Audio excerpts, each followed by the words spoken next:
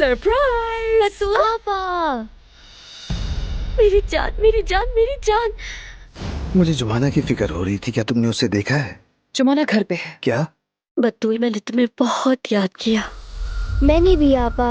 क्या हम उड़ने के लिए हाँ तैयार हैं? बिल्कुल। जी हाँ, तो हम उड़ रहे हैं। चलो चलो चलो उड़ो। तुम अपनी बहन के साथ रहो जुमाना साहिबा। नाज़ली और जहां की देखभाल कर ले। वो पहले ही अम्मी से बात करके सुलह कर चुकी है और बहुत से मामला तुम दोनों के बीच तय हो चुके हैं। वो अब हमारे साथ ही रहेगी, यानी कि वापस नहीं आएगी। उजान को फोन करके बता देती हूँ। आप कहीं नहीं जाए, मेरे पास ही बैठी रहे। मुझे आपकी बहुत ज्यादा याद आती है।